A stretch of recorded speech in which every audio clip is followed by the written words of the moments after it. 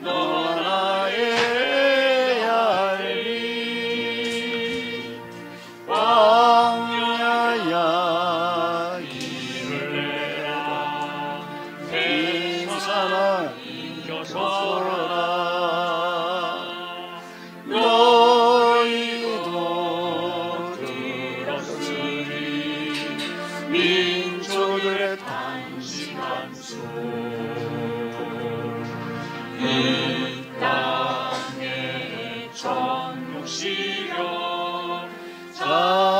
자나게 나 우리 소원 이 땅에 천국시련 너와 나의 가야 할 길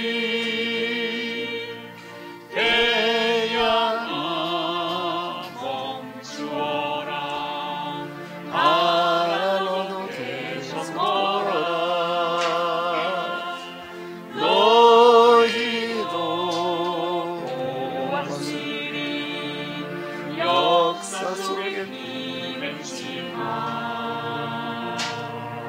이 땅에 천국시련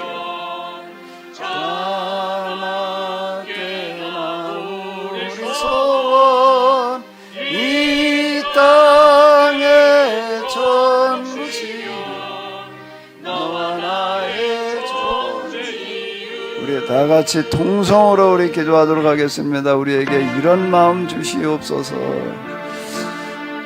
간절한 마음, 바다를 잔잔하게 하고 광야가 길을 내고 태양을 멈추게 할 수 있는 그런 마음 주시옵소서. 그 마음이 내 가운데 있게 하여 주시옵소서. 그 마음 우리의 존재 이유가 되게 하여 주시옵소서. 우리 간절한 마음으로 기도하겠습니다. 아버지 하나님, 이 시간에 또 저희들을 모였습니다. 우리가 여기 모여있는 이유가 이 간절한 마음 때문입니다. 이 마음 가지게 하여 주시옵소서. 이 마음이 있게 하여 주시옵소서. 이 마음이 끊기지 않게 하여 주시옵소서. 참으로 바다를 갈라지게 할 수 있는 마음이게 하여 주시옵소서. 광야에서 샘을 솟게 하는 그런 마음이 우리 가운데 있게 하여 주시옵소서. 태산을 옮기고 태양을 멈춰 서게 할 수 있는 그런 간절함이 우리들 가운데 있게 하여 주시옵소서. 정말로 저희 교회 우리들 이 모임 속에 그 마음이 날마다 더 간절해질 수 있도록 도우시며 인도하여 주시옵소서.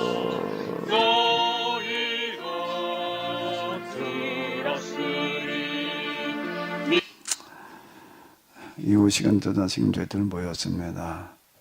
간절한 마음이 저희들 가운데 더 샘솟아지고 넘쳐날 수 있는 시간이게 하여 주시옵소서. 우리 주 예수 그리스도의 이름으로 기도합나이다. 아멘. 네, 또 우리가 같이 이야기를 하겠습니다.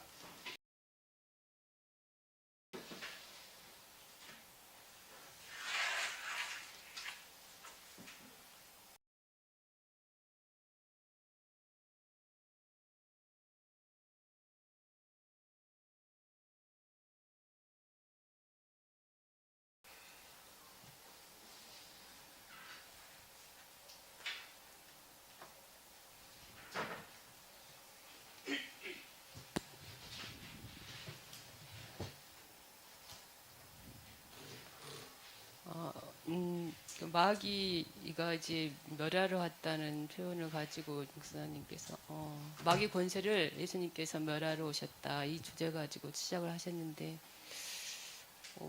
제가 오늘 이제 말씀 중에 저는 어느 부분이 많이 제 마음에 와닿는 부분이 있었냐면은 저도 진리가 너희를 자유케 한다는 이 말씀을 저도 많이 애곡해서 들었던 것 같고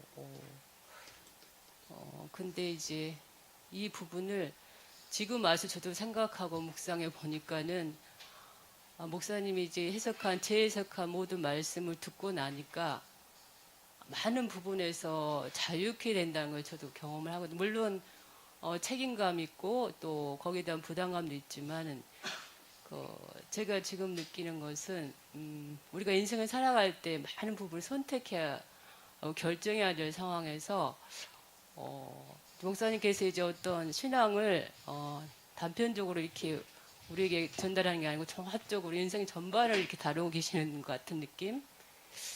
건강도 다루시고 또 영성도 다루시고 뭐 시대도 다루시고 다 종합적으로 다루다 보니까 그런 데 대한 이해력이 좀 이제 넓어지다 보니까는 아는 게 이제 힘이 된다는 그런 표현도 있잖아요. 아는 게 또 부담도 되지만 거기서 헤매지 않을 수 있는, 좀 방황하지 않고 딴 길로 곁길로 가지 않고 좀 이렇게 좀 뭔가 보인다고 해야 되나? 그래서 방황하지 않고 물론 거기에서 매번 올바른 선택을 하는 거 아니지만은 그래도 이 길로 가야 되고 이걸 선택해야 되고 이런 것들이 좀 보여지는 것 같아서 정말 진리가 우리를 자유케 한다는 것에서 정말 하나님을 성경을 올바로 알고 역사를 똑바로 알고 또 영성을 똑바로 알고 이런 종합적인 것들이 이해됐을 때만이 이게 자유케 되는 거구나 하는 것에 많이 공감이 됐고요. 그러면 그 전에 그러면 제가 사별하기 전에 이 말씀을 또 올바로 이해되지 못할 때 그때의 삶과 제가 항상 비교를 해보면 그때 너무 우왕좌왕했었고 너무 편협적으로 신앙생활을 했었고 그런 것들을 보면서 이게 자유케 된다는 의미구나. 이제 저도 이제 지금 이 부분을 이 구절을 이렇게 저도 적용해 가면서 이런 의미구나 깨달아 가면서 이제 주변에 이제 어떤 사람들과 대화했을 때 이제 막 그 신앙적 이야기 했을 때 보면은 이제 이게 좀 많이 사람들이 그 잘못된 이해 속에서 갇혀 있고 헤매고 있고 하는 것들이 이제 보이는 것 같아요. 조금씩 뭐 완전히 보는 거 아니고 뭐 저도 초보기 때문에 그렇지만 그런 게 좀 느껴지고 이럴 때 이렇게 하면 좋을 텐데 하는 그런 생각들이 저도 저절로 이렇게 뭐 기도에서 분별력 얻는 게 아니고 이해에 대해서 이해 속에서 이런 것들이 분별력이 생긴다 이렇게 좀 정리를 해봤습니다, 목사님. 그러고 보니까 전에 우리 학교 다닐 때는 아는 것이 힘이다. 뭐 이렇게 써붙여놨던 무슨 표를 많이 봤던 거. 그 같아. 지금도 있나? 지금도 학교에 그런 거 써붙여요? 신생. 이제는 아는 게 힘이 아닌가? 옛날에 하도 모르다 보니까 아는 것이 힘이다 그러는 거 그렇게 많이 써붙여놨었나? 그런 거 있었지 옛날에. 근데 왜 이제 없어졌지? 이제는 아는 게 별게 아니구만. 근데 이제 우리가 금방 우리 성우님 얘기하신 대로 올바른 이해를 통해서 이렇게 생각이 좀 바뀌는 거. 생각이라는 게 참 중요하잖아요. 생각이 바뀌어야 돼. 생각이 잘못된 후는 올바로 될 수가 없는 거예요. 꼭 올바른 생각이라는 게 올바로 알아야지 올바른 생각이 들지. 잘못 알고 있는데 그게 어떻게 제대로 될 수가 있나? 그러니까 바로 아는 거가 우리가 살아가는 데 있어서 가장 중요한 기초인 것 같아. 맞죠? 기도해서 응답 받아가지고 뭘 하자 쭉 그냥 기도하고 아이고 기도하고 하려면 얼마나 힘들게 해요. 작정하고서 나 처음에 교회 나갔을 때 무슨 말을 많이 들었나면 소나무 뿌리를 세 개를 뽑아야 된대나. 그래가지고 나도 그 말 믿고 해도 소나무 한번 뽑아보려고 그러니까 난 죽을 때까지 해도 못 뽑겠더라고. 그 너무 큰 거 말고 조그만 거 한 요만한 놈 옆에 가가지고서 소나무 뽑는다고 그래가지고 그저 칠보산이라는 데 있어요. 여기 그때는 칠보산 역전에 그 터미널에 가면 칠보산에 아주 버스 크게 그냥 눈에 딱 띄게 써놨다. 워낙 많이 오는 바람에 거기 가가지고 요만한 거 낫자루만한 거 옆에 앉아가지고 만만해 보이더라고요. 저거 하나 뽑고 가자고 그러고 해보니까 아무리도 나는 안 뽑히더라고. 그걸 어떻게 기도하다 뽑았다고 그러지? 진짜 뽑은 건지 난 그 죽은 나무 꽂아놓은 거 뽑았다는 건지 난 아무래도 안 뽑히던데. 근데 기도하면서 남을 뽑으려고 보다 보니까 기도는 안 되고 거기다 힘만 쓰게 되더라고. 난 나무뿌리 뽑았다는 게 뭘 어떻게, 나 진짜 한번 뽑아보려고 해봤는데, 네. 제 그 엄청 거기다가 에너지 소비를 했다고요. 그렇다고 이제 응답받아가지고 뭘 한다고, 뭐 그래야 될 것 같고 또 응답받았다는 얘기들이 많으니까, 그 이제 잘못 알면 우리가 그렇게 고생을 한다. 그리고 응답받아서 했다라고 그러는 사람들 가만히 이렇게 보게 되면 저게 응답받은 건가 말이야. 의문 지되는 게 많아요. 하나님 응답이 저런 건가 말이야. 지 생각이었지.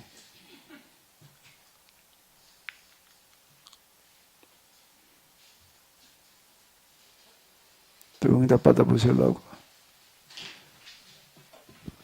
목사님 그 본문을 좀 띄워주세요. 본문. 예. 목사님 오늘 14절에 있는 마귀를 멸하시며에 그 마귀에 이제 초점을 맞추실 때 속임수, 마귀의 주특기는 속임수. 또 그동안 우리 교회가 얼마나 정말 마귀의 소나기에 놀아났는가 2000년 기독교 역사 중에 그런 쪽에 이제 초점을 맞추셨어요. 그래서 저는 거기에 14절, 15절을 쭉 읽어보니까 예수님께서 육체를 입고 오셔가지고 이제 죽으셨잖아요. 죽으신 것은 죽음을 통하여 죽음의 세력을 잡은 자. 그러니까 죽으신 게 아니라 부활을 하셨잖아요. 부활을 하셔서 그거가 마귀를 멸하신 것이고 죽음의 권세인 마귀를 멸하신 것이고 그 밑에 보면 죽기를 무서함으로 한평생 내어 종노릇하는 모든 자. 그 또 이제 사람이 죽음에 대한 공포로 인해서 한평생 이제 어떤 그 종노릇 그 죽음을 늘 인식하며 사는 건 아니지만 결국은 내가 죽어서 뭐 죽은 후에 어쩌고 저쩌고 뭐 그런 모든 것들에 대해서 매여 있는 실제의 이제 죽음, 그런 죽음이 예수님의 부활로 인해서 이제 그 죽음에 대한 두려움을 우리가 떨쳐버릴 수 있다. 그런 쪽으로도 14, 15절을 이렇게 해석하면 안 되는 것인가 하고 생각해 보았습니다. 아니, 안 되는 게 아니라 여기서 그걸 얘기한 거예요. 여기서 얘기한 거는 예수님께서 죽으심으로 죽으심을 해결했다. 그런 얘기거든요. 죽으심으로 죽음의 권세를 멸해놓으셨다. 그걸 얘기한 거예요. 여기서 얘기한 거는 이 히브리서에서 지금 얘기하는 거는 바로 이제 그런 거고, 죽음의 권세에 매여가지고 종노릇하는 사람들을 이제 해방시켜줬다. 이 얘기를 하신 거예요. 히브리서에서는 그렇게 얘기를 한 건데, 나는 이제 초점을 어디다 맞췄는가 하면 그 예수님께서 그 마귀의 권세를 멸하신 것 속에는 단순하게 이런 것만 들어있는 게 아니라 많은 것들이 들어있는데, 마귀의 권세라는 거가 죽음의 권세만 있는 건 아니잖아요. 살아있을 때의 권세도 사실 우리에게 더 많은 영향을 이렇게 주고 있는데, 이제 어디다 초점을 맞춰가지고 얘기를 했냐면, 마귀 권세를 멸한 게 구체적으로 뭘 멸한 거냐. 우선 여기 죽음의 권세고, 여기서 본문에 지적하고 있는 것처럼 여러 가지가 얘기될 수 있는데, 마귀의 권세가 속임수의 권세다. 그리고 그동안 우리가 교회 안에서 성경 이해와 신학에 있어서 무차별적으로 쏟고 있었다는 생각이 없는 거예요. 별로 그런 얘기가. 나는 그 소리 지금 많이 하고 있지만은, 내가 그 소리를 많이 하는 게 왜 많이 할까? 왜 많이 할까? 나도 그 전에 이걸 마귀를 경험하기 이전에는요, 마귀의 권세가 속임수라고 하는 거고, 우리가 아니라 내가 지금 쏟고 있다는 생각을 해본 적이 없어요. 휴심의 사건 이후로 예수님을 통해서 뭐 어쩌고 저쩌고 하는 이런 것들에 대한 확신, 이건 틀림없는 진리다. 그러니까 진리가 너희를 자유게, 진리가 난 그걸 진리라고 생각을 한 거야. 회심하면서 만난 예수님에 대한 그런 이해, 이게 진리다 말이야. 이제 이렇게 이해를 하고, 그런데 지금 뭐 이제 그전에는 내가 뭐 마귀에게 어쩌고 저쩌고 했을지 모르지만 이제 내가 마귀에게 뭘 내가 쏟고 있어 뭐 어쩌고, 그건 있을 수 없는 일이었다는 거야. 내가 지금 알고 있는 거는 확실한 진리다라고 내가 아주 확신하고 있었지. 예? 그 내가 얘기를 하잖아요. 정통교리 신봉자였다. 그러니까 이제 이렇게 얘기를 하잖아요. 그런데 마귀를 경험하고 나서 보니까, 그리고 하나님 경험을 통해서 얻어진 그런 시각을 가져 돌이켜 놓고 보니까 그동안에 내가 알고 있던 성경 이해라는 게 너무 엉터리였다는 거예요. 신학이라고 하는 것도 보니까 이게 특히 내가 제일 많이 이제 생각했던 것 중에 하나가 그 성만찬 신학이에요. 성만찬, 이게 구원하고 무슨 관련이 있다는지 이렇게 생각을 했다는 거예요. 다 그렇게 이해를 하는 거 아니에요. 가톨릭에서는 아직 미사라고 그래가지고 예배 자체가 미사라고, 거기는 미사를 예배로 드리고 있는 거라고, 설교가 아닌 거예요. 그런데 내가 다시 눈을 떠가지고 예수님께서 성만찬 예식사한 걸 하신 거 이렇게 가만히 들여다보니까 이 성만찬 신학이라는 것 자체가 완전 허구인 거예요. 완전 허구인 거예요. 근데 성만찬 신학만 그런가? 하나하나가 그동안 구원교리라고 하는 것들도 그렇고, 아니 딴 건 몰라도 구원교리는 그래도, 아니 구원교리는 확실하다고 생각을 했지. 내가 딴 건 몰라도 그걸 회심을 통해서 경험했으니까. 참 회심을 통해서 보니까 예수님 죽으시면 나의 죄를 위한 죽으심이었고, 내가 그 용서받으면 돼서 구원받아. 이건 뭐 더 뭐 의심의 여지가 없지.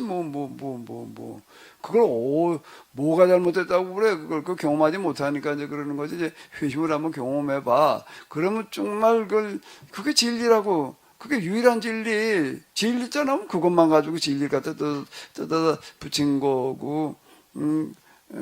이제 뭐 말씀, 그래도 뭐 이게 초점이라고 이렇게 생각을 하고 이제 그러고 있었던 건데, 다시 돌이켜 놓고 보니까 이 구원 교리 자체가 이게 완전 허구인 거예요, 이게.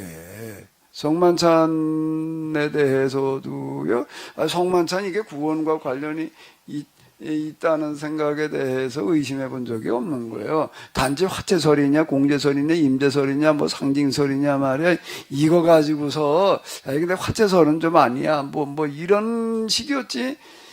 이게 그 중에서 뭐가 공제설이냐 임제설이냐, 난 둘 중 하나 이제 왔다 갔다 하고 이제 그러고 했지, 이 성만찬 신학 자체가 잘못됐다고는 생각해 본 적이 없었던 거예요. 근데 보니까 성만찬 그렇게 이게 구원과 관련이 있다라고 얘기하는 것 자체가 이게 잘못됐던 거예요. 그러다가 보니까 내가 이제 이게 참 마귀의 속임수에 놀아난 거였고, 그래서 내가 이제 이 얘기를 하도 계속 반복해서 말을 하는 거예요. 그리고 어디 신학식을 들여다보더라도 마귀의 권세가 속임수고 우리의 신학에 지금 마귀가 속을 수 있다고 뭐 그 비슷하게 얘기하는 사람이 없어요. 이게 그런 얘기 자체가, 언급 자체가 없는 거예요. 그 이제 내가 느끼기에는 제일 중요한 거, 제일 무서운 걸 빠뜨려 놓고 있단 말이야. 그리고 다 마귀 손바닥에 놀고 있다, 이렇게 보이는 거야. 신학이라는 지금 그 연구 자체가 마귀의 손바닥으로 보이는, 손바닥 안에서 놀고 있는 걸로 보이는 거예요, 저한테는요. 그러니까 내가 자꾸 이 말을 하는 거라고. 잠깐, 그래서 이제 어떻다고. 아니요. 그거는 그래서 이걸 읽으면 본문이 무슨 뜻인데부터 얘기해 주시고, 그 다음에 그런데 이제 다시 다른 또 의미를 말씀해 주셨으면 제가 좀 오해를 덜 할 텐데, 여기에서 그 본문에서 말하는 뜻을 생략하시고 마귀에 초점을 맞추시다 보니까 그런 또 좀 생각이 들었고요. 또 하나는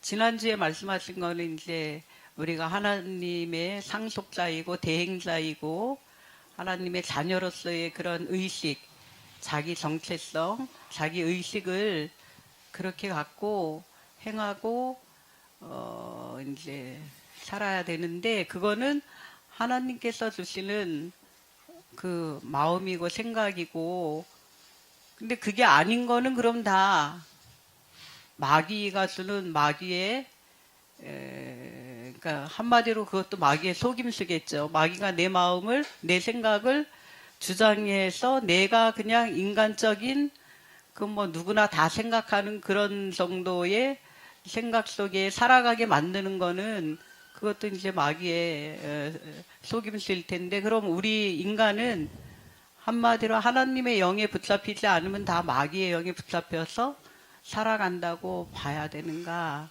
이게 좀 궁금했습니다. 그것도 제가 여러 번 반복하는 얘기인데, 이제 지난 수요일 날인가도 많이 얘기를 했었잖아요. 마귀의 영으로 채워졌을 때 나타나는 특징은 엑스타시다. 엑스타시라고 하는 거고, 거기에서는 발산되는 강한 그 영향력이라는 게 있는 거예요. 사람들 다 그냥 아주 현혹하고 미혹에 빠지게 하는, 광란에 빠지게 하는 어떤 그런 영인 거예요. 영이더라라고 하는 거예요. 그게 그러니까 마귀의 영으로 꽉 채워진 그 최고조의 상태는 그렇지만 하나님의 영이 아닌, 그러니까 예를 들어서 이제 구체적으로 말하면 인간적으로 좀 게으르고 나태하고 하기 싫어지고 뭐 꾀부리고 핑계대고 그런 거는 그럼 하나님께서 주시는 거룩한 생각이 아니니까 그런 거는 그냥 인간성이라고 말할 수 없다는 거죠. 가만히 있어봐. 조금 더 들어보셔. 마귀의 영으로 채워졌을 때는 이제 그렇게 되는 거고, 사람의 경우는 이렇게 만들어 놓는 거예요. 기고만장의 극치로 만들어 놓는 거가, 그러면서 거기에 거짓 기사와 이적이 동반되어져서 사람을 현혹시키게 되는, 사람을 하나님으로 이렇게 신격화시키게 하는 그런 영향력이 강하게 역사한다고요. 성령으로 채워졌을 때에는 그 반대더라. 그 반대인 게 뭔가 하게 되면은 엑스타시가 아니라 고요함이더라. 성령으로 채워졌을 때는 성령의 기쁨으로 뭐 이래가지고 하나님께 주신 기쁨으로 충만해졌을 것 같은데, 진짜 성령으로 채워졌을 때 나타나는 주 특징은 고요함과 내가 내려감이더라. 조용히 내려가가지고서 안정적인 바다로 얘기를 하면 표면에는 맨날 파도 가지고 출렁거리지만 심해를 내려가면 고요함이라고 얘기를 할 수가 있는데, 그 비슷해지더라. 그 고요함이라고 하는 거는 마음이 고요한 거예요. 요동해지는 거예요. 그렇게 됐을 때 나타나는 거가 뭔가 하게 되면은 투명해지는 어떤 그런 거더라. 그 상태에서 뭐 치우치질 않으니까는 이제 있는 그대로를 보게 되더라. 그는 마치 이제 뭔가 하게 되면 그 이전에 탕류, 연못물은 바닥에 안 보이잖아요. 요만큼만 깊어도 바닥에 뿌여가지고 안 보인다고요. 그런데 바다도 저 동해 바다 가게 되면은 어때요? 아주 맑아서 얼마 안 될까지 들어가면 키를 넘는다고요. 똑같더라. 그렇게 되니까 마음에 고요해지니까 투명해져 가지고서 다 이렇게 드러나게 되는데, 드러나는 것 중에 하나가 내 평소의 생각, 마음, 감정이라고 하는 거가 있는데, 평소에 그냥 사람이니까 그런 생각, 그런 게으름, 나태함, 뭐 하기 싫은 거, 뭐 기타 등등, 뭐 이런 생각, 저런 생각, 이런 감정, 저런 감정, 변죽에 죽을 듯이 그저 이랬다 저랬다 하는 그런 것들이 그냥 사람이니까 그런 거지. 뭐 다 평범하니까 누구나 다 그래 이러고 지나갔었는데, 그 상태, 하나님의 영으로 채워져 가지고 가져 있는 그 상태에서 보니까 그게 마귀의 손바닥 안에서 놀고 있는 거더라. 그 얘기를 그러니까 여러 번 반복했어 지금. 근데 그건 왜 또 묻는 거야? 뭘 또 묻는 거지? 그러니까 사람의 마음은 결국 두 가지밖에 없느냐 그거죠. 성령으로 채워졌을 때의 그 마음과 또 그게 아닌 상태의 모든 것은 그냥 마귀의 손바닥 안에 놀고 있는 거다. 그렇게 봐도 과언이 아닐 것 같아. 그래서 이 마귀의 권세 가운데 있다는 얘기가 비로소 실감이 나는 거예요. 나는 마귀의 권세의 영향력 가운데 있다고 생각해 본 적이 없는 거예요. 난 평범한 상태야. 그냥 평범한 상태고 그죠. 그리고 또 그래도 하나님 믿고 그러니까 성령께서 내 안에 계시고 좀 기도하고 뭐하고도 성령이 좀 충만해질 때도 있는 거고. 근데 내가 지금 마귀의 손바닥 안에서 놀고 있다고까지는 느껴지지를 않았다는 거예요.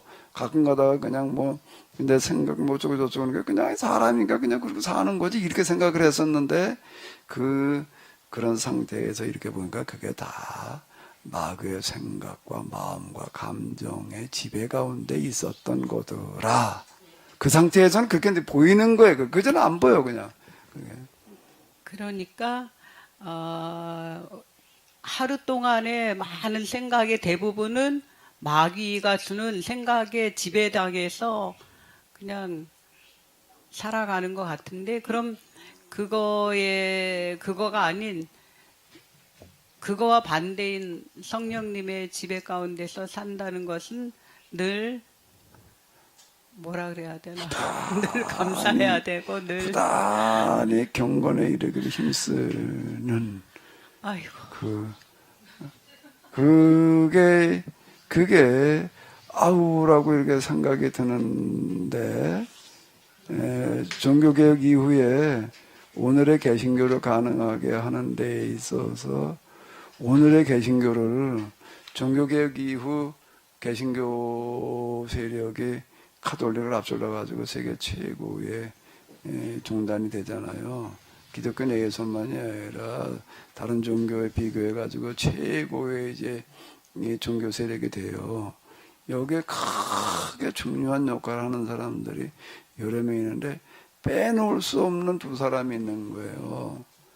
빼놓을 수 없는 두 사람이 있는데 그게 뭔가 웨슬리하고 조나단 에드워즈예요.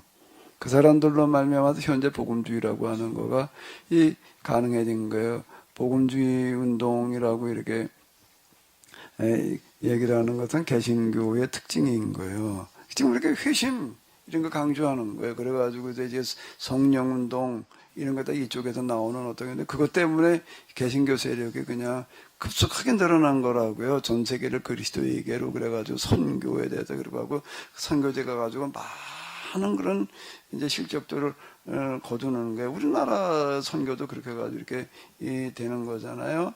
거기 이런 운동에 이 복음주의 운동이라고 하는 거를 이렇게 쭉 들어가서 보게 되면 두 사람이 결정적인 역할을 하는데 웨슬리와 조나단 에드워즈 거의 비슷한 시기에 사는 사람이에요.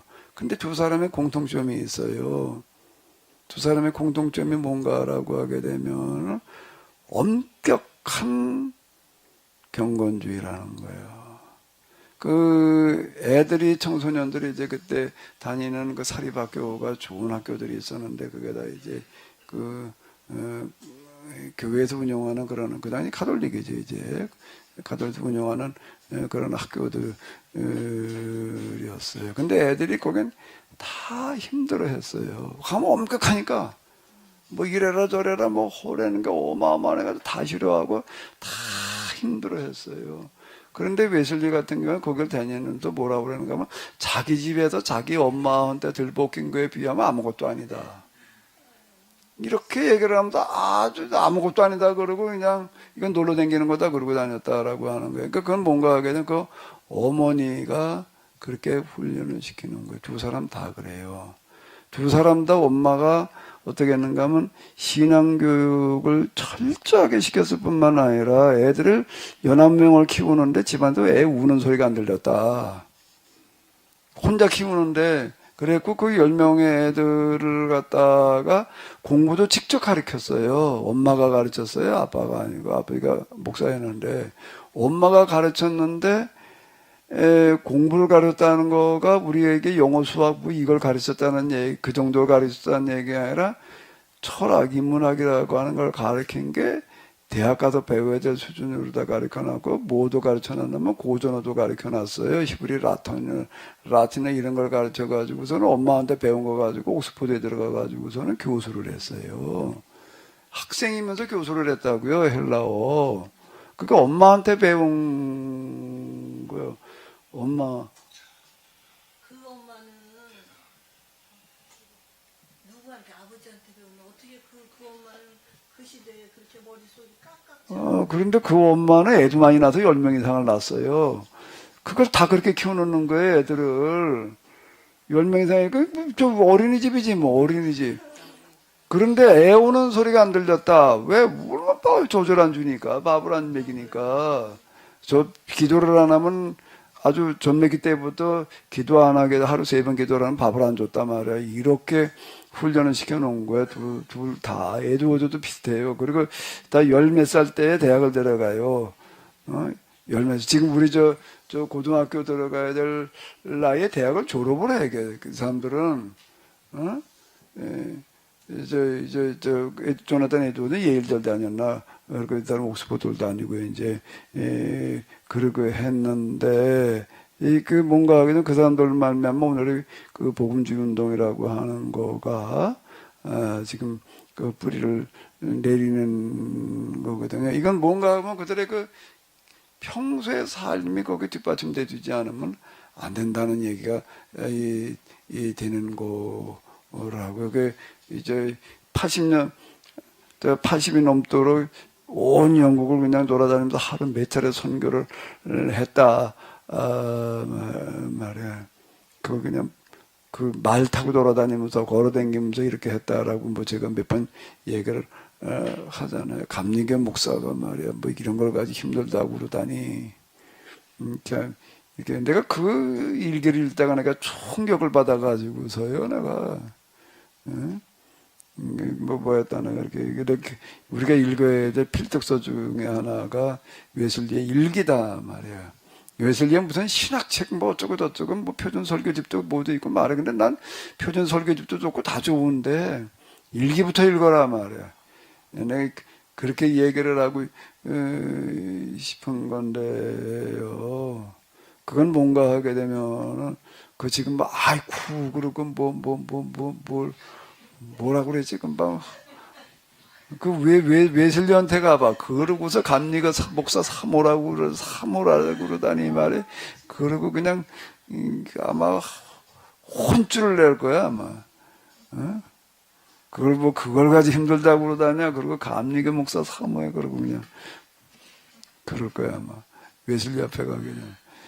근데 그 일기를 읽어보게 되면요 할 말이 없어. 할 말.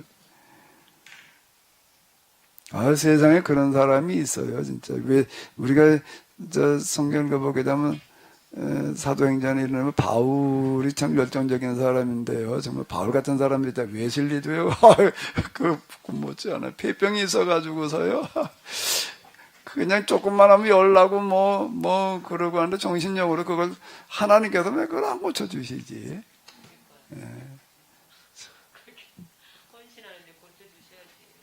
근데 그게요, 참, 그 웨슬리의 집회를 통해서 병자 고쳐진 사람들도 많아요. 근데 정작 웨슬리는 안 고쳐지는 거예요. 평생 그냥 그러고 조금만, 추운데 그냥 비를 비 맞고 돌아다니는 거예요, 그냥. 그러고 가면 그냥 기침과 열이 나가지고서 그냥 잠도 못 자고 그냥 그러고 있다가 또 4시 되면 또 설교로 나가는 거예요. 밤에 한숨도 못 자고서 그러니까 하루 종일 전도하고 설교하고 밤새도록 걸어가지고 다음 장소로 가는 거예요. 몇십 킬로를 걸어가지고. 그리고 새벽에 도착을 해요. 밤중 새벽에. 그러고선 열이 나가지고 비 맞고 갔으니까는 열이 나고 그냥 폐병 환자니까는 열이 나고 기침이 나고 그냥 그러다가 또 이제 시간 되면 또 예배를 드리러 가는 거예요. 또 그러고 돌아댕겨요. 그걸 김준수 장로님 그걸 왜 하나님께서 건강하게 고쳐주셨으면 그럴 텐데. 근데 왜 바울도 안 고쳐주셨고요. 바울도 안 고쳐주셨고 웨슬리도 안 고쳐주셨어요. 내 은혜가 네게 좋구나. 참.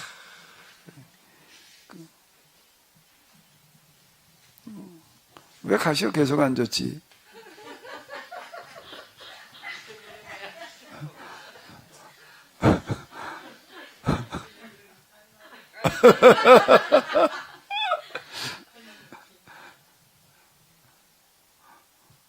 정말 그냥 웨슬리 얘기를 때가 나가려고 충격을 받아가지고서요. 내가 아이고 이런 밥버러지. 내 스스로 진짜 이게 뭐 말이 안 되더라고요. 말이 안 돼. 뭐 조그만 거 해놓고 힘들다 소리 하지 말아야지. 웨슬리한테 가면 어휴 막 감리교 목사가 아니나 그걸 가지고 힘들다 그럴 것 같아가지고 내가. 조나단 에드워드라는 사람이었나 아까 목사님? 예, 조나단 에드워드 미국 사람이에요. 그분은 뭐예요? 그분도 목사예요? 그러면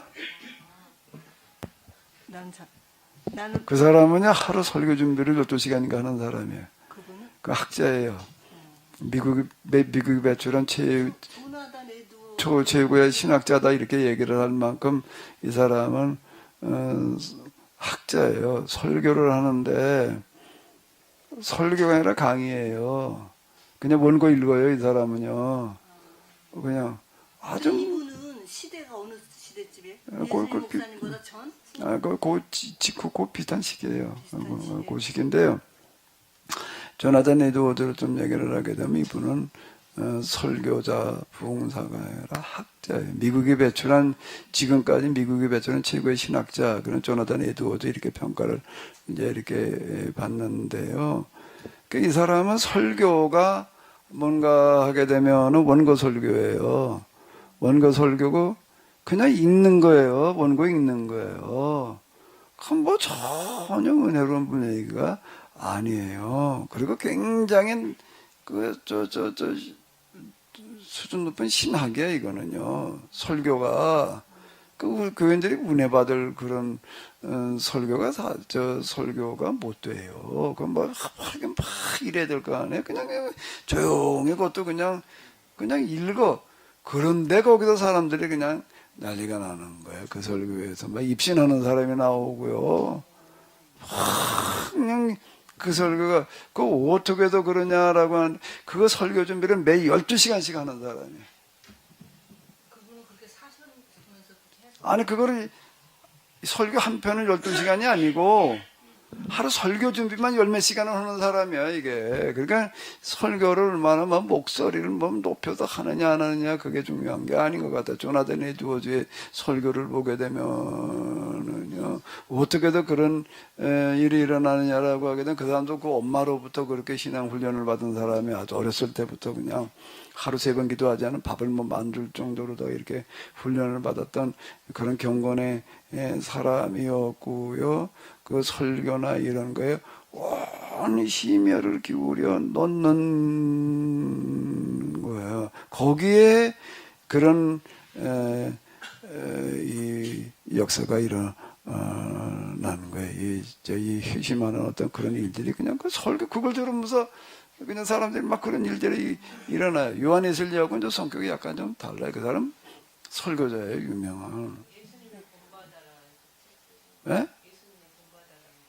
뭐 여러 가지 있었겠죠. 근데 어쨌든 조나단 에드워즈의 특징은 이 사람은 학자예요, 학자. 그리고 그냥 그렇게 했는데 그런 일들이 일어났다라고 하는 미국에서 이제 각성운동 이렇게 얘기를 하는데요.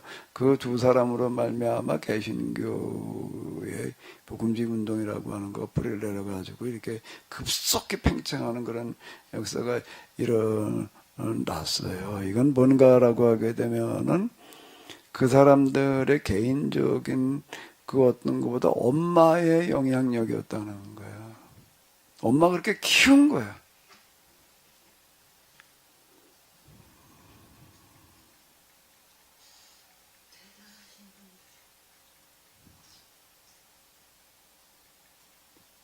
엄마가 그렇게 공부까지 가르쳐 놨어. 참.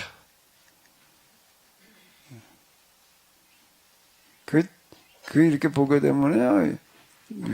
요한 웨슬리 엄마 수산나 웨슬리 그러는데요. 애들이 하도 많아가지고 자주 만나 얘기할 시간도 없어요. 날짜 정해요. 화요일 날 오전엔 누구. 하루 하나도 아니야. 10몇 명이나 되니까.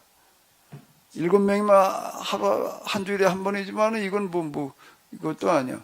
이렇게 시간을 정해가지고 만나요. 이걸 애 만나는 것도 하도 여러 명이 가지고서요. 그렇게 키우는데 그러니까 그 애 하나만 같이 집중적으로 가르치기 시간도 없어요, 사실. 열 몇 명을, 그것도 나이 차이가 있잖아요. 비슷한 나이 또래들도 아니고. 열 몇 명 한꺼번에 낳은 것도 아니고 순차적으로 낳았으니까 하나는 크고 하나는 적지 않아요. 그러니까 그렇게 해서 키우는데 그 집에서는 애 우는 소리가 안 들렸다. 옆집 동네 사람들 얘기해. 그 애들 우는 소리가 그 여러 명 크는데 말이야 애 우는 소리가 안 들렸다. 이렇게 얘기를 한다. 얼마나 엄격했나 하게 돼.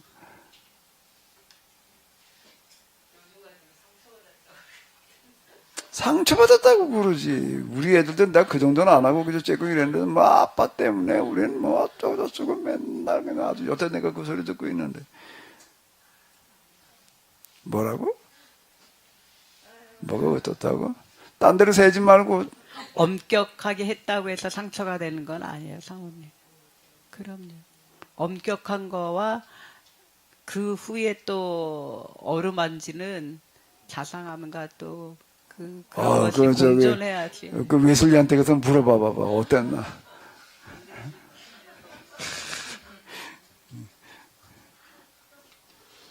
그 웨스워드 목사님도 결혼했어요? 그러면. 아니 나는 웨슬리 목사님은 그렇게 훌륭하신데 그 사모인지 그 여자는 너무 악쳐. 목사님 머리를 끄댕이질을 해갖고 끌고 다니고 막 그랬다고 그래요. 그 여자는. 근데 그 여자가 본래 그렇게 악처가 아니에요. 그러니까 사모님 다 그런 악처가 이유가 아닌데, 있겠지. 악처가 아니라요. 그 아주, 문자만 보고 아주 훌륭한 여자였는데, 이 웨슬리라고 하는 사람은 아예 가정하고는 상관없이 생각을 해봐요. 평생을 50년 이상을 매일 전도라로 돌아다니니까 집에 붙어 있을 시간이 없는 거야, 집안은. 그리고 이제 어느 날 연락이 왔어요. 사모님 병 지금 위독합니다. 그래가지고 그냥 뭐 터터터터 이제 왔어. 와서 이렇게 보니까 그래도 이제 그때 열병으로 많이 죽었다고요. 옛날에 해열제가 없고 그러니까 그냥 열흘라도 죽고 그런 경우들이 이제 허다해서 위독하다 그래가지고 이렇게 왔는데 이렇게 보니까 이제 고비를 넘긴 거예요. 이제 고비를 넘겨서 이제 그래도 웬만해졌어. 그럼 어떻게 해야 되나? 그 밤으로 또 간 거야. 왜 그 다음 왜 그런 게 일정이 쭉 광고가 나갔어요. 내일 아침에 여기 웨슬리 목사님 몇 시에 설교하러 오십니다. 이렇게 광고가 나왔는데 이걸 펑글 낼 수가 없는 거예요. 그러니까 와서 잠깐 들여다보고 또 갔어. 그러니까 그렇게 된 거지. 예? 그러니까 그렇게 된 거예요. 그리고 뭐라고 얘기를 하는가 하게 되면 내가 죽은 다음에 나의 뭐 100달러인가가 있으면 난 도둑놈이라고 그랬다나 사기꾼이라고 그랬다나 할 만큼 청빈하게 살았어요. 정말 집에 100불 이상을 쌓아놓지 않고 사는 거예요. 어느 정도로 철저하게 살았는가 라고 하게 되면 다 그냥 뭐 주변에 가난한 사람도 미는다 돈 내다 쓰고 그러고 있었지 도대체 집에 돈을 모아서 어떻게 하려고 하는 생각 자체가 없는 그러니까 이제 여자들이 힘들겠지 아무래도 아마 조인석 사모님 같으면 더 했을 것 같은데 칼 들고 달아들었을 것 같은데 머리 끄드는 게 아니라 뛰쳐나가갖고 안 살았겠지. 그리고 그 사모님이 나갔어. 그랬는데 웨슬리 목사님이 안 찾았다 그랬어. 뭐 어쨌든 간에요 진짜 복음을 위해서 아주 오로지 헌신한 사람 그러다 보니까 그렇게 된 거예요. 그럼 가족들이 힘들어져요. 그러면 하나님께서는 그래도 그 자녀들이 그런 아버지 목사님의 희생 속에서 자녀들이 방치되고 어렵게 생활하고 뭐 그런 것들을 또 신앙을 또 잊어버린 경우도 생기잖아요. 그런 것들 하나님께서 다 참고를 하시겠죠, 목사님? 안 하나요? 그 자녀들을 하나님께서 잘 길러주셔서 그냥 그 와이프도 잘 돌봐주셔서 그렇게 안 됐으면 좋을 텐데 그게 사람의 현실이라고 하는 거는 그런 목사님의 자녀들이 그보다 더 그냥 그 본받아 아버지를 본받아서 이렇게 된다라고 하는 거가 실제로 보면 드물어요. 실제로 보면 드물어요. 하나님께 다 책임져 주셨다 그러면 아주 다 좋을 것 같은데 그걸 감수하는 거예요. 가정이 그렇게 되는 걸 감수하면서 간 거예요, 이 사람들은요. 아예 사도 바울 뭐냐, 사도 바울이 결혼했다면 뭐 어떻게 됐을 거고, 어떻게. 거기도 바가지 긁고 뭐 못하겠으니까 그냥 결혼. 아예 결혼 안 했으니까 그냥, 속 편했지. 결혼했다면, 사도 바울 같은 스타일이 결혼했다면 뭐 어떻게 할 거예요. 그러니까 똑같은 얘기예요.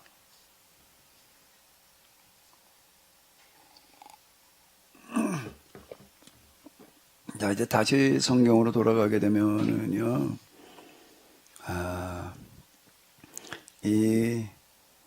제가 느끼기에는 마귀에 대한 이해가 우리 교회 안에 기독교 역사에서 별로 없어서 중세기 때 이렇게 보게 되면은 사역자 가운데에도 축사자가 따로 있었어요.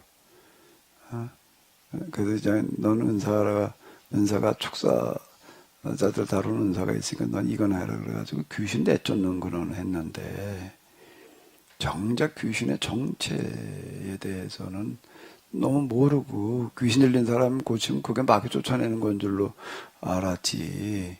마귀의 가장 무서운 무기가 교회 안에 성경 해석과 신학 속에 스며들어와 있다라고 하는 것에 대한 이해가 없었던 것 같아요. 그러다 보니까 이제 이걸 그냥 간과하고 넘어갔다. 그건 지금도 마찬가지인 것 같아요. 그래서 지난번 수요일 날 나왔던 그런 얘기인데 지금 수요일 날이 이렇게 캐나다에서 조직 신학하는 거예요. 지금 조직 신학을 다루고 있는 건데 사실 내가 수요일 날 이걸 하면서도 좀 내가 사실 마음 편한 게 아니에요. 아휴 이게 뭐 내가 그냥 도대체 이게 뭘 하는 건가 안 하는 게 없이 다 하고 앉았으니 지금 이게 뭐 신론 무슨 뭐 기독론 인간론 이러거든요. 그건 사실 조직신학이거든요. 이것까지 또 이걸 이런 주제별로 하자고 그러니까 하기는 하는데 그냥 뭘 하나. 기재 장로님 들으 그래 그것도 장로님께 하자고 그러셨죠? 근데 장로님 들으시면서 어떤 생각이 드세요? 그래 도대체가 그것도 장로님 좀 하자고 그러셨어 가만히 보니까. 저도 변명할 그 시간을 좀 주십시오. 아니 그러니까 지금 저도 지금 공부해 나가면서 보니까 또 이 주제별로 뭔가 이게 정리가 돼야 그 동안의 성경 말씀과 또 이렇게 더 연결이 되면서 완전하게 정리가 될 것 같아요. 어떤 그 학문적으로. 그러니까 뭐라고 할까요? 그러니까 저도 그런 욕심이 생긴 거예요. 이걸 어떤 학문적으로 체계 있게 이걸 정리를 해 놔야 당당하게 이게 신학으로 이렇게 학문으로 이렇게 들고 나가서 말 그대로 모든 학문을 제패할 수 있는 그런 위치니까 충분히. 왜냐하면 제가 가끔 제 목사님 이 말씀을 들어보면 야, 저 가지고 신학교에 가서 공부하면 박사학위 받을 수 있겠다. 그렇게 생각한 적이 몇 번 있어요, 제가. 제가 사실 뭐 이렇게 음악 말고 다른 것으로는 이렇게 뭐 연구해 본 적은 없지만 그 연구하고 있는 사람의 입장에서 말씀드리면 그런 생각이에요. 그러니까 좋은 아이디어가 이렇게 떠오르는 거예요. 그냥 이 박사학위 받을 수 있는 아이디어. 그게 떠오르는 거야. 야, 이거 가지면 박사학위 받을 수 있겠다. 그런 생각이 드는 게 몇 번 있었어요. 그렇기 때문에 제가 이게 학문적으로도 이게 정리가 돼야 하지 않겠냐. 이제 그런 생각이 들어서 지금 목사님께 그걸 위촉을 드렸는데, 사실은 이제, 그런 조직신학적인 이런 관점으로 책을 또 쓰셔야 될 것 같은 생각이 들어서 제가 또 사전 아니 들어보시니까 지금 그 장로님께도 그렇게 하자고 얘기를 하셨는데 신론이라 정리를 나가 해보니까 좀 들으시면서 어때요? 제 진짜? 한마디로요. 제가 학자가 된 것 같아요. 아니 그 목사님 그러니까 저는 신학을 공부 안 했지만 내가 이제 비로소 이 신학이라는 게 뭔지를 이제 조금은 이렇게 말할 수 있겠다 이런 생각이 들고 자신감이 생기는 거예요. 이제 뭔가 이렇게 지금 현재 있는 구속사 신학이라든가 이런 신학을 갖고 있는 사람들에게 이게 어떤 화두를 던질 수 있는 그런 그 자신감이 생기는 거예요. 그래서 제가 며칠 전에도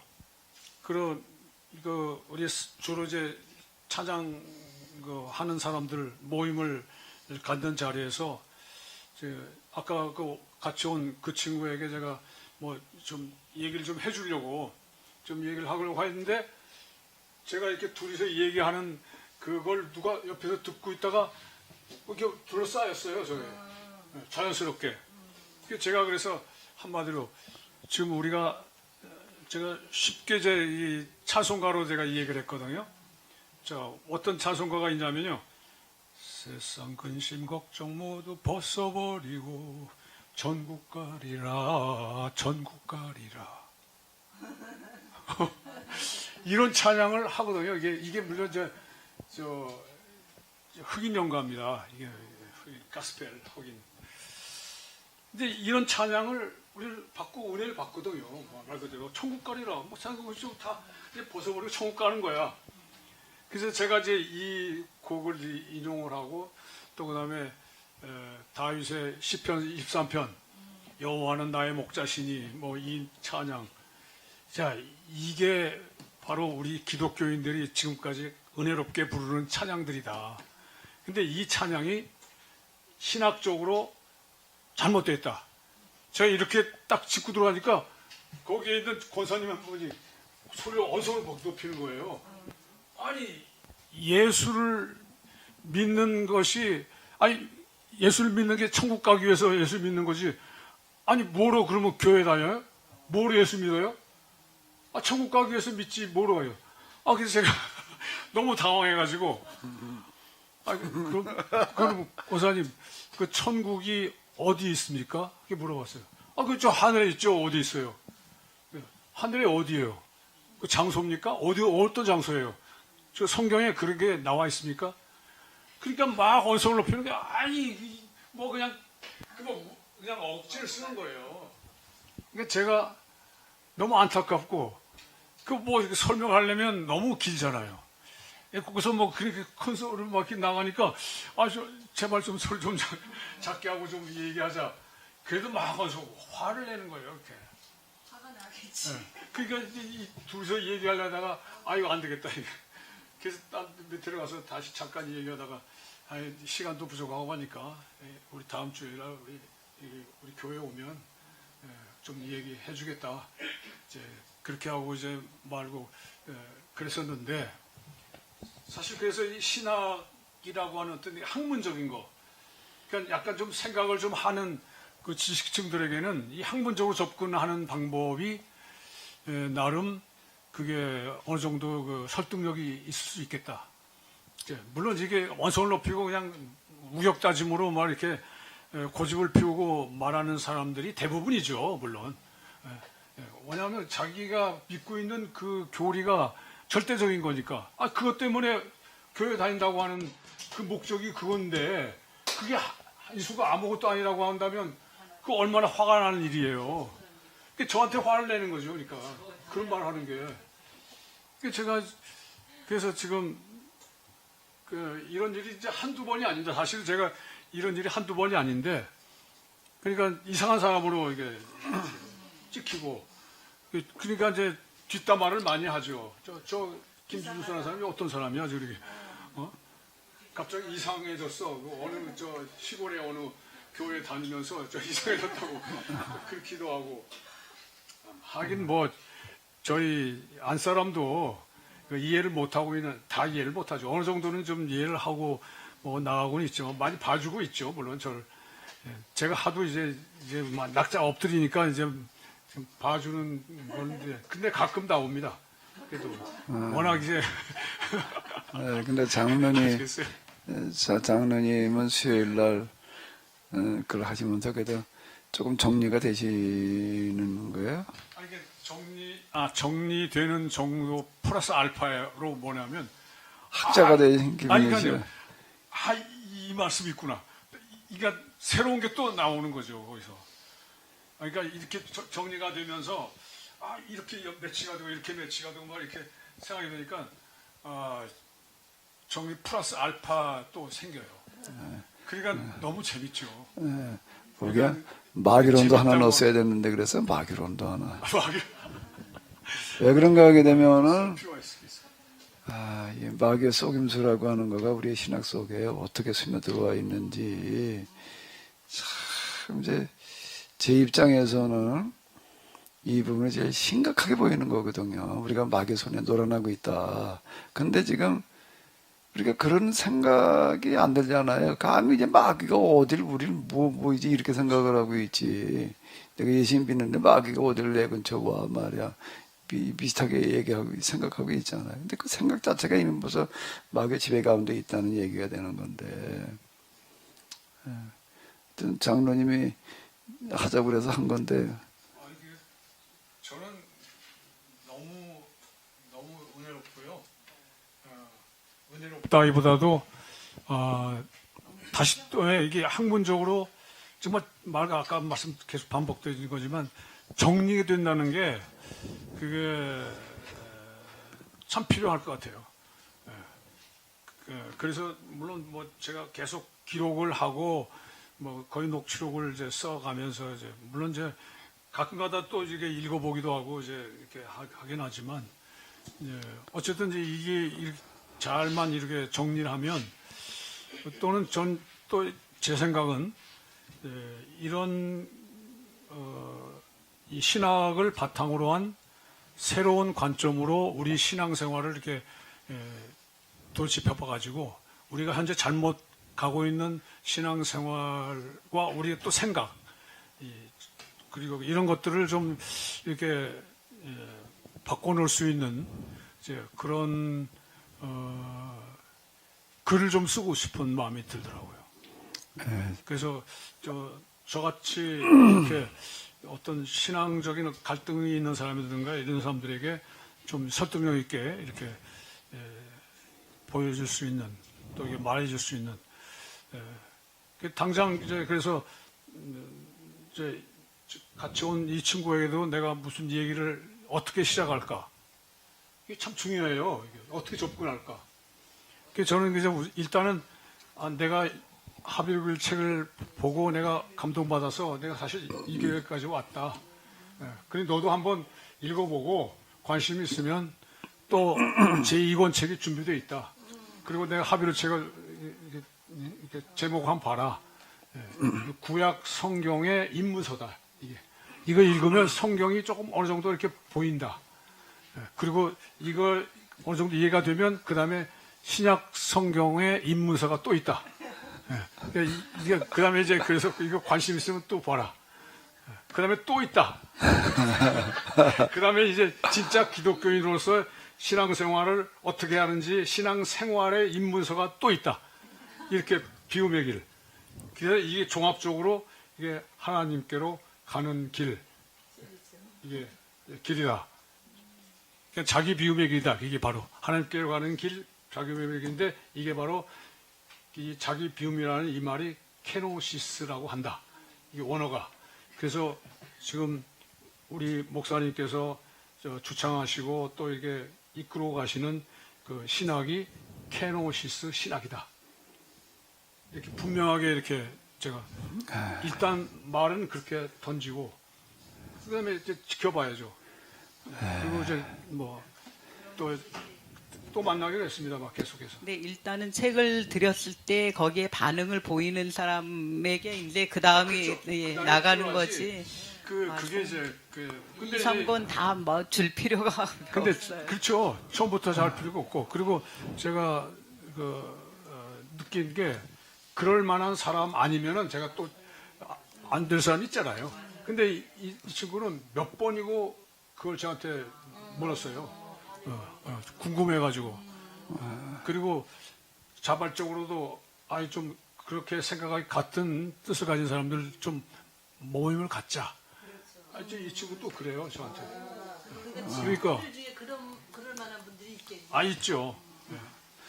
또 그것도 뭐 저 소위 또 우리가 또 이 정치적으로도 또 어느 정도 생각이 좀 같이 생각하는 사람 이런 사람들 종교적이나 사실 성향이 같아야 돼요. 종교와 정치가 상당히 예민한 겁니다. 각자 사람들이 다 다르기 때문에 결국은 그 정치적인 색채가 같은 사람끼리 모이고 또 종교도 마찬가지, 종교도 같은 사람끼리 모이고 모임을 갖는 게 그렇게 모이지 그렇지 않으면 다 분열돼요. 이 모임이 분열되더라고요. 그러니까 이제 그렇게 우리도 갖는 게 어떠냐 이렇게 나와서 어쨌든 그렇게 접근을 할 수 있게 된 것이 어쨌든 이제 신학적으로 이게 필요해요. 예, 제가 지금 이제 성경 해석에 주로 이제 집중하고 있는데 이걸 좀 웬만큼 구약 신약을 쏘는 마지막으로 내가 이제 계획을 한 게 캐노시드 신학, 조직 신학도 한번 해보자. 이제 지금 먼저 뚜껑을 열어놨는데 그럴 수 있는 기회와 시간이 내게 있을래나 모르겠어. 이제 조직 신학 이걸 쓰려면은 그래도 기존의 조직 신학자들 좀 중요한 사람들 내가 다 고쳐야 되거든요. 그 사람들 다 들여다봐가면서 이제 그들이 쓴 것과 이거를 이제 대비해가면서 좀 이제 써봐야 될 터인데, 근데 조직 신학자들의 책은 대단히 방대해요. 칼바르트가 우리 시대의 최고의 그래도 조직 신학자 중에 하나인데 그 사람의 주조가 교회학이라고 하는 건데 분량이 한 이만큼 돼.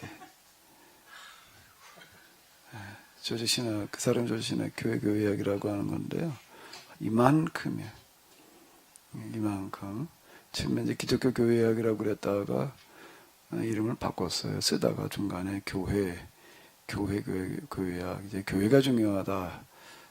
이제 교회를 통해서 구원받는다. 이제 그런 걸 얘기하려고 이제 이렇게 얘기를 한 건데 그 사람 정말 이만큼이에요. 그러니까 조직신학자들의 한번 훑어본다는 거는 그건 간단한 얘기가 아니에요. 이게 그래가지고 내가 그것까지 할 시간이 또 내가 여러 개 되려나 모르겠어요. 이제 맨 마지막으로 잡아놔야지. 그거부터 하려고 그러다 그거 하다가 마니까 이제 그러고 있는 거 지금 이제 이건 그냥 뭐 그런 거 내가 들춰볼 거 없이 그냥 이제 내 머릿속에 들어있는 거 가지고서 그냥 이렇게 끌고 나가는 수준인데요. 어쨌든 좀 그래가지고 좀 도움이 되신다면 다행이고. 근데 조직신학 그때 그 주제별로 이렇게 하면서도 늘 지적하는 거지만은 그동안 우리가 너무 허짚은 데가 많은 거예요.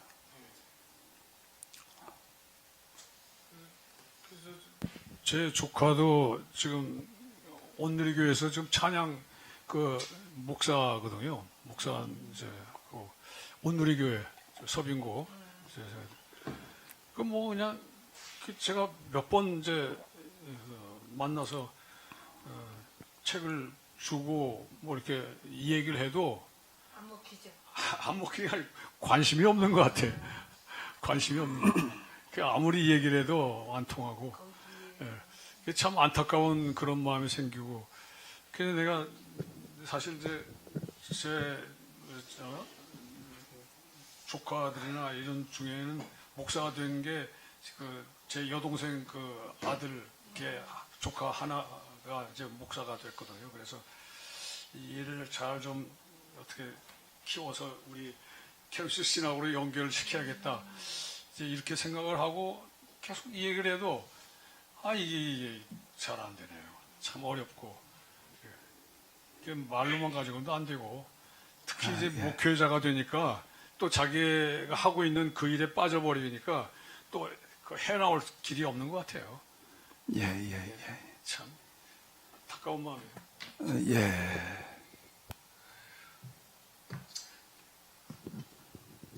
지난 수요일 날 그 하나님이 아니 인간이 하나님의 영광을 위해서 존재한다 이 명제에 있잖아요. 거기서 제가 어렸을 때 우리 재밌는 일화가 있는 게 우리 딸한테 제가 그것을 좀 많이 강조를 했던 것 같아요. 우리 인간은 모든 것을 다 하나님의 영광을 위해서 하는 거야. 뭐 물어볼 때마다 제가 그렇게 강조를 하니까 우리 딸 하는 이야기가 하나님은 욕심장이라고 하는 거예요.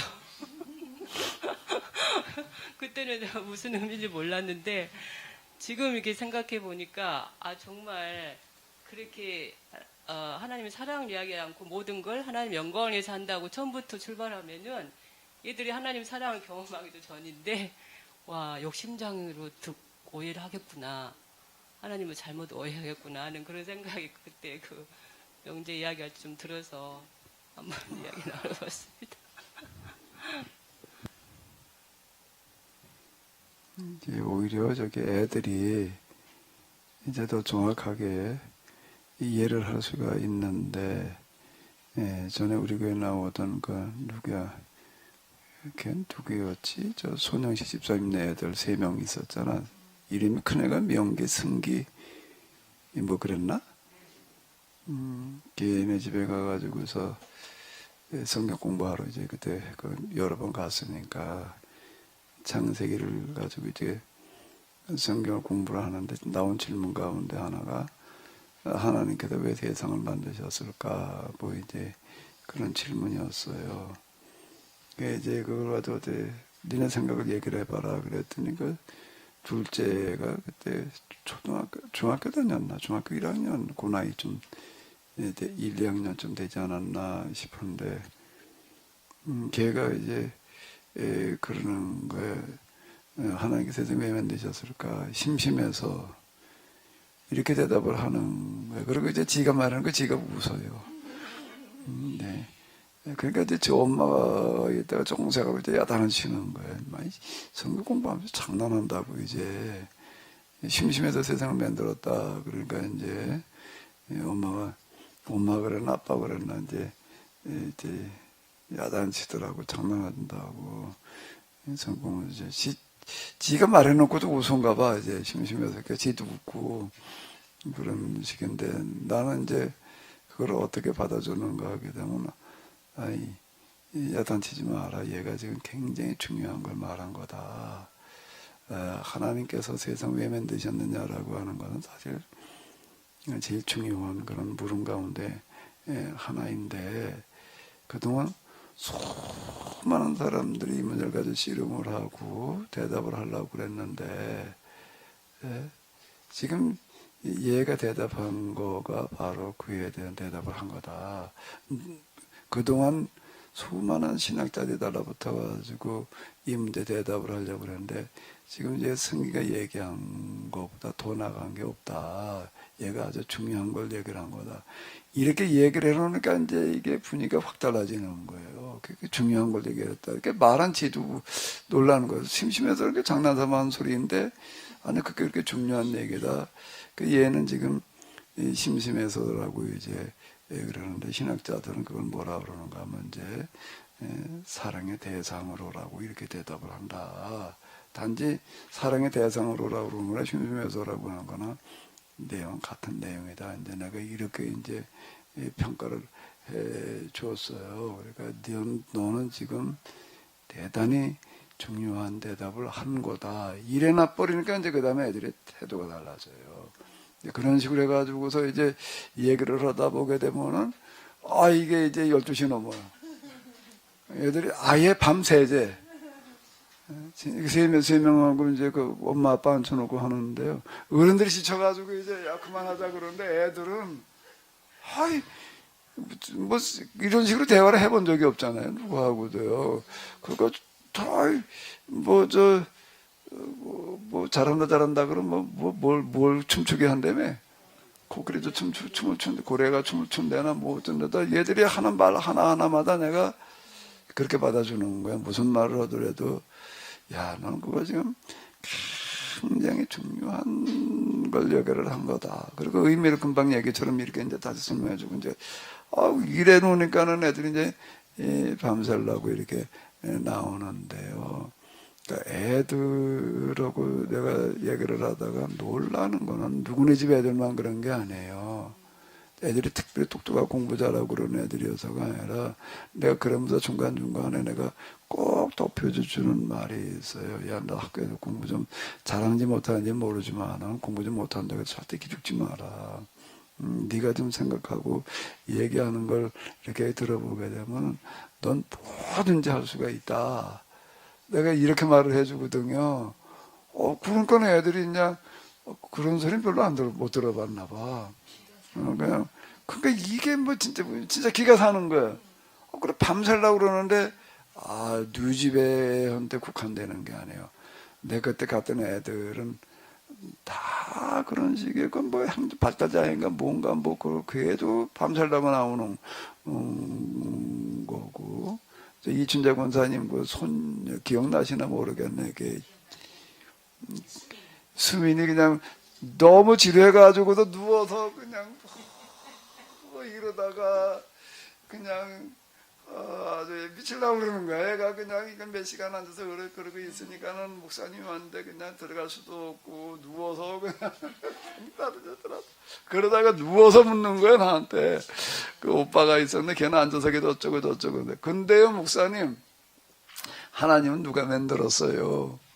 누워서 묻는 거예요. 얘가 듣다가 이제 지가 질문을 하는 거야. 그러는 거야. 그 기억나시죠? 그 질문 기억나죠? 누워서 그러는 거예요. 내가 뭐라고 그랬어요? 그래서 수민아, 하나님 누가 만드셨을까? 네가 한번 대답해봐. 곰곰이 생각하더니 하나님을 누가 만들어요? 하나님을 누가 만들어? 그러면 하나님 그냥 계시는 거겠죠. 얘 1학년짜리 애가 그렇게 말을 하는 거예요. 1학년 수준이 절대 우습게 볼 일이 아닌 거야. 야, 그래, 진짜. 그렇지. 하나님 누가 만드냐? 하나님 그냥 계시는 분이지. 야, 너 참 대단하다. 그때 얘기 일어났는 거예요. 누워서 그냥 막 질질 짜던 애가 왜 우냐 그랬더니 무슨 드라마를 볼 시간인데 말이야. 지금 이제 그것도 못 보고 그런다고 그러고 울던 애가 이제 하나님 누가 만들었어요? 근데요 목사님, 하나님 누가 만들었어요? 네가 생각해봐. 하나님은 누가 만들어요? 그러면 그냥 계시는 거겠죠. 이야, 너 참 대단하다. 이야, 어떻게 그런 생각, 그게 일어났는 거예요, 얘가. 일어나 앉아가지고서는 그 다음 얘기하기 시작을 하는데요. 얘가 지 오빠보다 훨씬 나. 지 오빠가 3학년인가 4학년인가 그랬는데. 그때가 노범이가 3학년. 3학년. 와가지고 얼마 안 돼가지고. 수원서 수지를 간 지가 얼마 안 돼. 그래. 근데 어쨌든 지 오빠. 아니, 얘가 그러고서 그 다음 얘기를 하기 시작을 하는데요. 내가 놀란 게, 그때 내가 수민이하고 내가 그날 공부를 하고 그다음 한 번 더 갔더니 그 다음 주에는 아예 내가 공부를 하니까 아예 그냥 준비하고 있어 얘가. 아예 그냥 뭐. 그리고 또 몇 시간을 하는데 내가 에듀케이션이라는 말을 내가 그때 가서 내가 이해를 했어요. 에듀케이션이 교육이란 영어 이제 그 단어 에듀카레. 에는 EX. 엑시트가 그 비상구잖아요. 끄집어낸다. 밖으로 안에 있는 놈을 끄집어내는 게 교육이다라는 말을 내가 이해를 한 게, 야, 이건 수민이 속에 이미 다 들어있던 거로구나. 얘가 배워서가 아니라, 이게 배워서 얘가 나오는 게 아니라 내가 질문을 통해서 얘 속에 있는 거 그냥 쏟아져 나오게 하는 거구나. 아니, 내가 질문을 던질 때마다요, 얘가 이제 생각하게 하느라고 이쪽 질문 저쪽 질문 던지는데 얘가 말을 하는데 얘는 얘 수준에서 나오는 게 아니더라고요. 걔 속에 있는 게 나오는 거지. 그 성경 공부 그거가 뭔가 하게 되면 이런 거더라고요. 뉴집에만 그런 게 아니에요. 다 그래요. 다니면서 보니까는요. 모자라는 애 같은 애도 똑같아요. 모자라는 애 같은 애가 똑같은 거예요. 걔가 학교에서는 아주 손두네. 그래서 똑같이 그러는 거예요. 그래서 이거는 얘 속에 들어있는 잠재적인 거를 끄집어내 놓는 거다. 이게 교육이다. 그 에듀케이션이라는 단어가 우리말로는 가르칠 교자잖아요. 그걸 좀 고쳐야 돼요. 가르칠 귀를 육자잖아요. 가르치는 거예요. 근데 영어에서는 교육이라고 그러죠. 교육을 가르치는 게 아니라 안에 있는 거를 끄집어 내. 교사가 가르쳐 집어넣어 주는 게 아니라 그 안에 있는 걸 이미 들어있는 걸 끄집어 내는 거다라고 하는 걸 내가 그날 수민이하고 공부를 하면서 또 천영이라고 있었어. 천영의 계대라고 공부를 하면서 내가 느낀 거는요. 아, 이건 예절 속에 입에 들어있던 거지. 얘가 배워가지고 공부해가지고 하는 소리가 아니다. 끄집어 내는 거다. 내가 놀란 게 그때 수민이. 근데요, 목사님, 하나님은 누가 만들었어요? 아, 여기에서부터 이제 시작이 되어지는 거예요. 놀라운 거예요. 이거, 그 가정성경 공부, 내가 제일 아쉬운 게, 내가 지금까지 이렇게 목회 여기 이렇게 오면서 내가 참 아쉬운 거가 뭔가라고 하게 되면 내가 그때 우리 애들이 좀 있었잖아요. 그 애들 데리고 내가 성경 공부 지속하지 못한 거가 내가 제일 아쉬운 거예요. 하도 이거저거 이렇게 하다가 그다음에 가정에다 또 맡기고 그때 전도사님들 보고 데리고 해봐라 그러니까 이게 안 되는 거예요. 내가 그거를 지속해주지 못한 거가 내가 차라리 수빈이 볼 때마다 수빈이도 그렇고 여기 우리 애들 다 그렇지 지금 뭐 결혼한다는 애들 뭐 이제 결혼할 나이가 됐으니 말이야. 시집가고 장가간다니 말이야. 내가 얘들을 데리고 그동안에 내가 계속 그 성경 공부를 했어야 되는 건데 내가 제일 아쉬워요. 근데 형편이 그러고 있을 형편이 못 돼가지고서 좀 그러는데요. 애두까래 끄집어내는 거예요. 교사는 진짜 애들 속에 들어있어요. 수민이한테 그때 내가 아주 어려운 주제들 가지고 얘기를 하는데요. 그럼 걔가 그래 이렇게 생각을 하다가 난 아는데 그러는 거야. 난 아는데 그러는 거야. 너 얘기해봐. 최고의 신학자 수준의 대답을 하는 거예요. 난 아는데. 목사님 질문하면은 나는 아는데 그런다고요?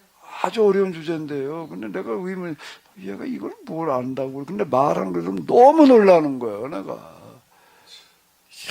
이걸 어떻게 얘가 이렇게 말을 할까. 근데 가만히 내가 이렇게 말하는 거 들어보니까는 계속 잠재되어 있는 걸 끄집어내고 있는 거더라고요.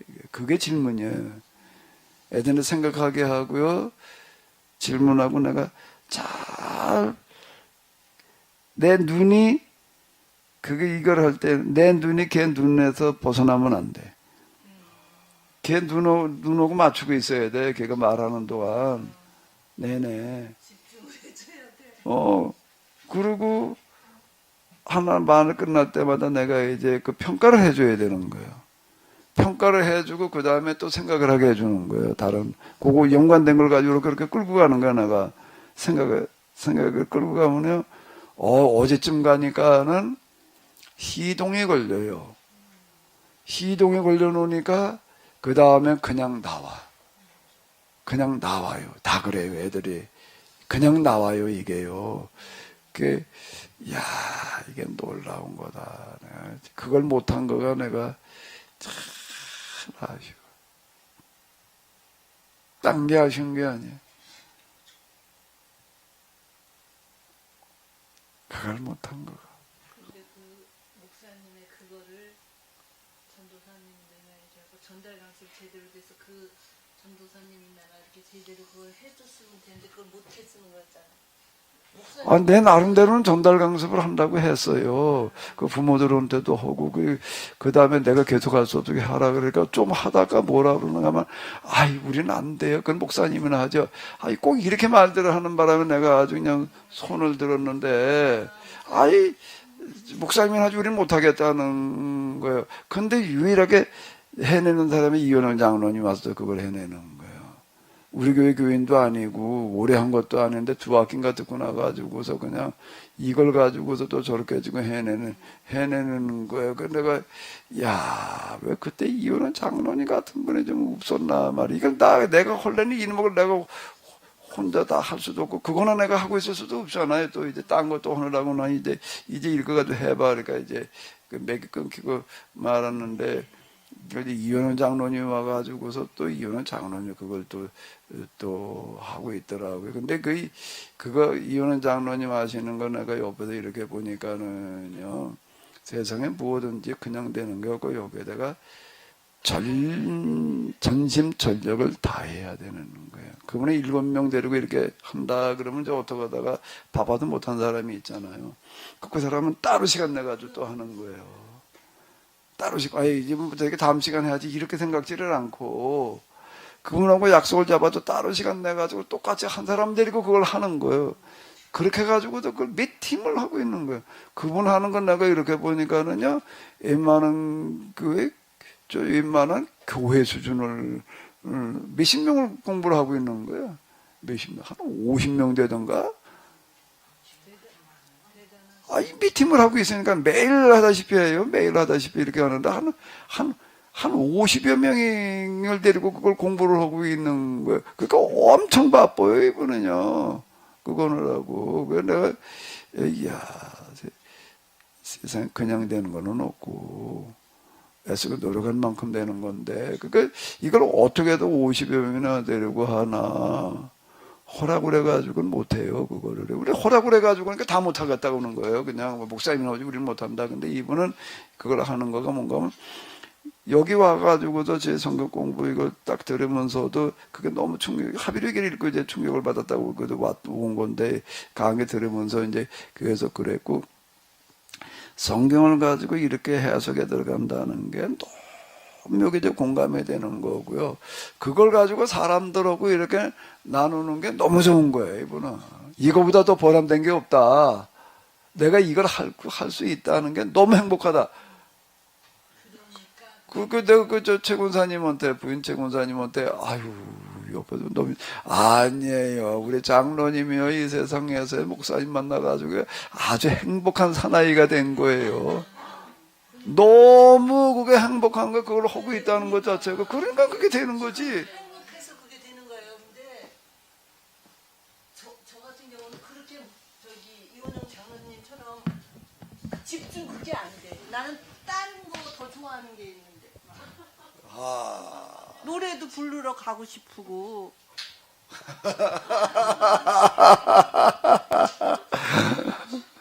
그렇게 막 오로지 성경 공부 그거만이 아니라 지금 나는 재미난 거 그런 것도 좋고. 전시고. 그러니까, 최군사님이 그러는 거예요. 아주 행복한 사나이예요. 그렇게, 그걸 가지고, 그렇게 생각하지 못하는 사람도 모르는 사람들하고 이렇게 그걸 다루는 것 자체가 너무 의미있고 보람되고 이거보다 더 귀한 일은 없다. 이렇게 생각하니까 그게 되더라고요. 나도 사실 애들 데리고 이걸 하지 못하는 거가 사실 제일 아쉬운 거예요, 지금. 진그가 결혼한다고 그러는데도, 혜빈이가 시집간다고 그러는데도 나는 옆에서, 아이고, 내가 하다가 말아가지고 좀, 근데 그래.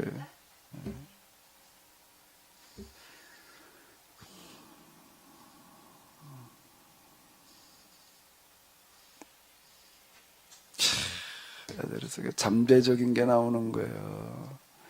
그거 나와도 그냥 나오는 게 아니야. 쏟아져 나와요. 누구나 다 그래. 똑같아. 누구에게나 다 그게 들어있다. 어떤 애든지 똑같더라고요. 발달장애에 시달리는 애도 똑같이 쏟아져 나와. 난 놀란 게 내가. 그리고 그렇게 한번 쏟아낸 애는요, 태도가 바뀌어요.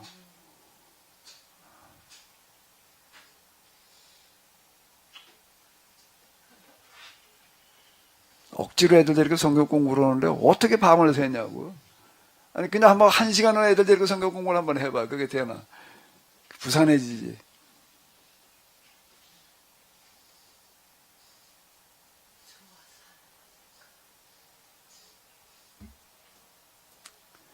심심해서라는 그 말을 어떻게 받아주느냐가 이게 그 장난을 받아주게 되면 아무것도 아닌 거고요.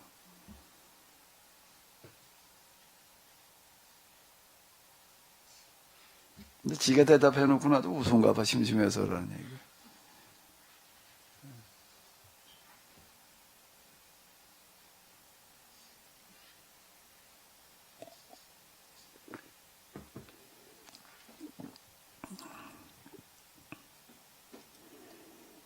오늘 히브리서인데요. 히브리서로 돌아가서 대제사장이시라고 하는 것에 대해서 좀 얘기 좀 해봐. 예수님이 히브리서에서는 뭐라고 얘기를 한다고요? 대제사장이라고 얘기를 하는 게 히브리서입니다.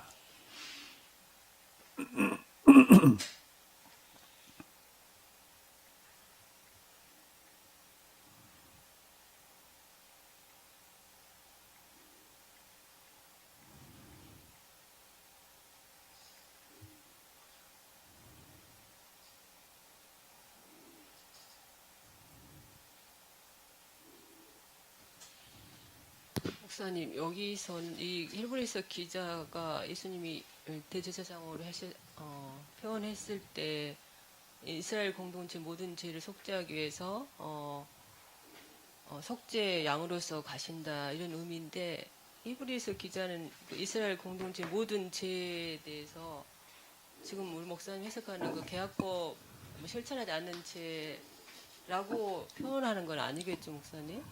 그냥 모든 죄를 어떻게 봐야 되나요, 목사님?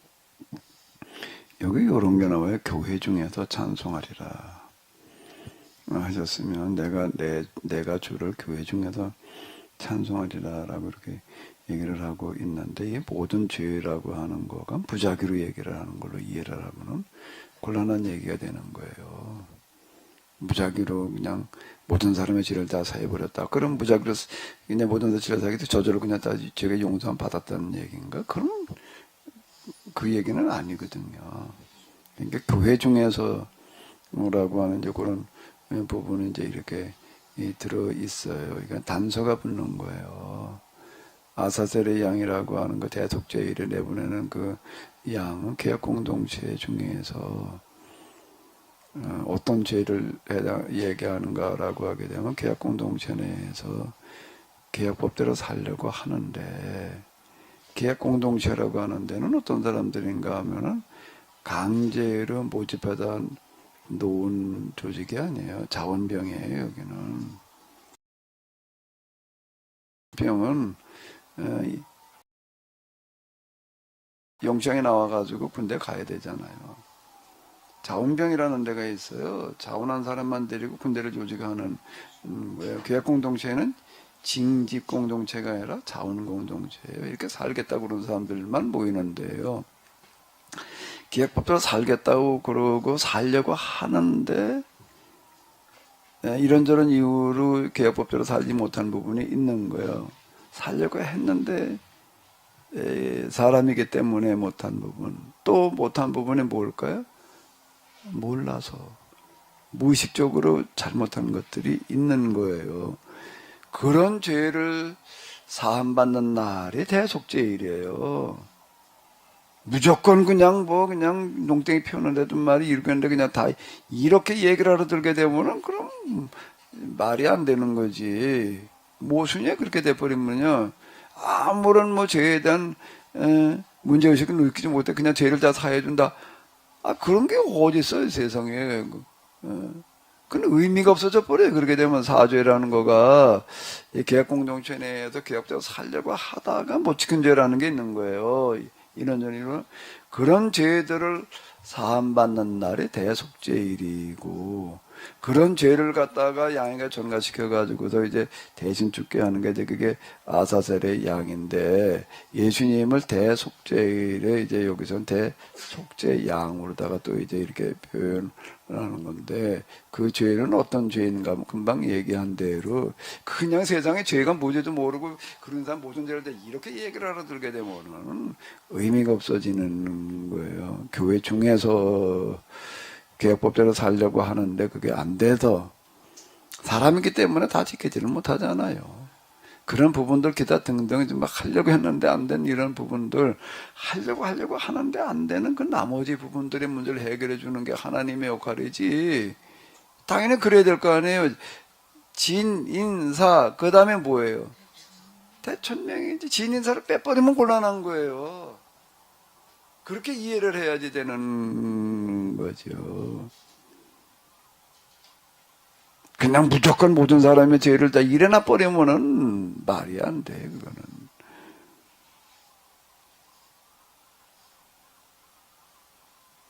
내가 주의 이름을 내 형제에게 선포하고 내가 주를 교회 중에서 찬송하리라.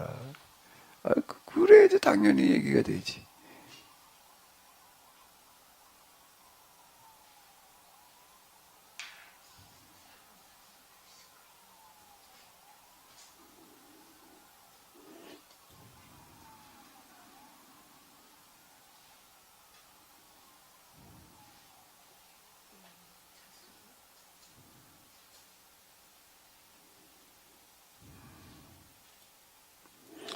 예, 뭐 더 얘기할 게 없으십니다. 예, 그래요.